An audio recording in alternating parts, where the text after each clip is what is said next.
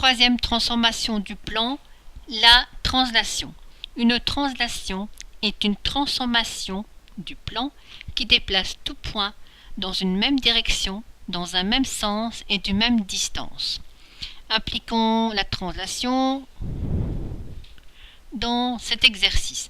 Nous devons déterminer l'image du point A par la translation qui applique le point O sur le point O'. Notre vecteur est le vecteur O'. Une translation est définie par un point et son image.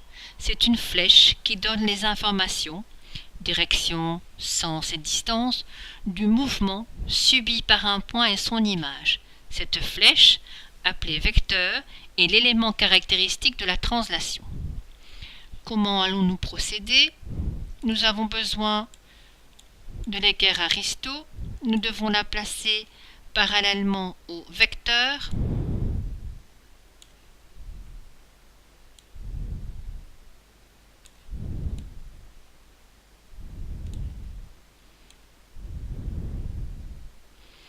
Voilà. Nous allons tracer une droite parallèle au vecteur passant par le point A. Ensuite, avec le compas, nous allons prendre la mesure du vecteur jusqu'à l'extrémité de la flèche et reporter cette mesure sur notre droite parallèle que nous venons de tracer. L'intersection de l'arc de cercle et la droite parallèle nous donne l'image du point A, c'est-à-dire le point A'. Ne pas oublier de tracer l'extrémité du vecteur pour bien indiquer dans quel sens, dans quelle direction le point A glisse. Complétons la notation mathématique. Donc, l'image du point A par la translation qui implique le point O sur le point O' et le point A'. Pour rappel, nous pouvons lire cette notation mathématique de trois manières différentes. A' est l'image du point A par la translation qui applique le point O sur le point O'.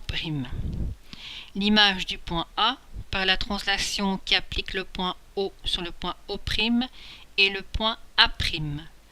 Par la translation qui applique le point O sur le point O' ou par la translation de vecteur O', l'image du point A et le point A'.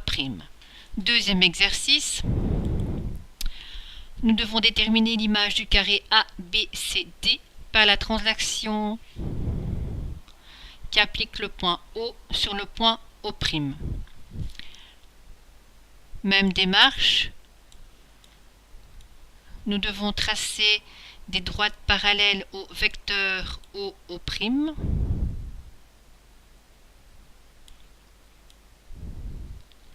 passant par chaque sommet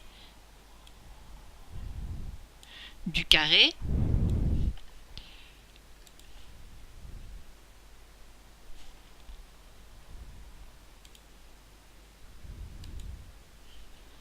Voilà.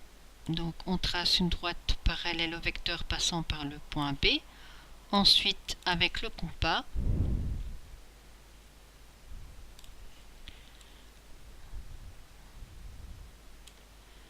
prendre la mesure du vecteur O', et reporter cette mesure sur chaque droite parallèle passant par chaque sommet. Indiquer ensuite l'extrémité du vecteur et nous devons obtenir cette figure. Donc, partant de chaque sommet, nous avons tracé des droites parallèles au vecteur O'. Ensuite, avec le compas, nous avons reporté la mesure du vecteur sur chaque parallèle partant de chaque sommet. donc l'image du carré ABCD et le carré A'B'C'D'. Donc le carré A'B'C'D' est l'image du carré ABCD par la translation qui applique le point O sur le point O'.